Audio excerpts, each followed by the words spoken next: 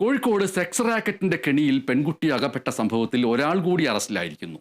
അസം ബിശ്വനാഥ് സ്വദേശി റഗിബുദ്ദീൻ അൻസാരിയെയാണ് Kozhikode town police arrest ചെയ്തത്.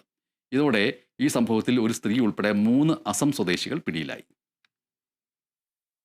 ജോലി വാഗ്ദാനം ചെയ്ത് അസമിൽ നിന്നുള്ള 17-കാരിയെ കോഴിക്കോട് നഗരത്തിലെ ലോഡ്ജിലെത്തിച്ച് പീഡിപ്പിച്ചെന്ന കേസിലാണ് ഒരാളെ കൂടി അറസ്റ്റ് ചെയ്തിരിക്കുന്നത്.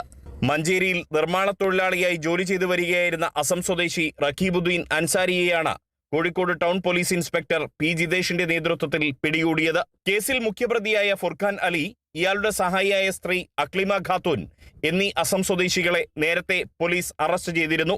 ഇവരിപ്പോൾ റിമാൻഡിൽ കഴിയുകയാണ്. സമൂഹ മാധ്യമത്തിലൂടെ പരിചയപ്പെട്ട പെൺകുട്ടിക്ക് 15,000 രൂപ ശമ്പളത്തിൽ ജോലി വാഗ്ദാനം ചെയ്താണ് മുഖ്യപ്രതിയായ ഫുർഖാൻ അലി കോഴിക്കോട് എത്തിച്ചത്.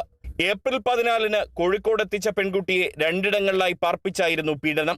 സാധാരണയായി പെൺകുട്ടിയെ അകത്ത് പൂട്ടിയിട്ടാണ് പ്രതികൾ ജോലിക്ക് പോയിരുന്നത്.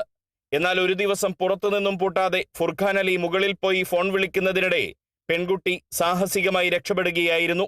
തുടർന്ന് കോഴിക്കോട് മെഡിക്കൽ കോളേജ് പോലീസ് സ്റ്റേഷനിൽ അഭയം തേടി. ഈ കേസിലാണ് ഇപ്പോൾ റഖീബുദ്ദീൻ അൻസാരിയെ കൂടി അറസ്റ്റ് ചെയ്തിരിക്കുന്നത്. ഫുർഖാൻ അലിയും റഖീബുദ്ദീൻ അൻസാരിയും പെൺകുട്ടിയെ പീഡിപ്പിച്ചവരാണെന്ന് പോലീസ് വ്യക്തമാക്കി. കേസിൽ ഇനിയും പ്രതികളെ പിടികൂടാനുണ്ട്. കൂട്ടുപ്രതികൾക്കായുള്ള അന്വേഷണം ഊർജിതമാക്കിയിട്ടുണ്ട്. മനുഷ്യക്കടത്ത്, പോക്സോ, ബലാത്സംഗം എന്നീ വകുപ്പുകൾ ചുമത്തിയാണ് പോലീസ് കേസെടുത്തിരിക്കുന്നത്. Riyas KMR, Kerala vision news, Kozhikode.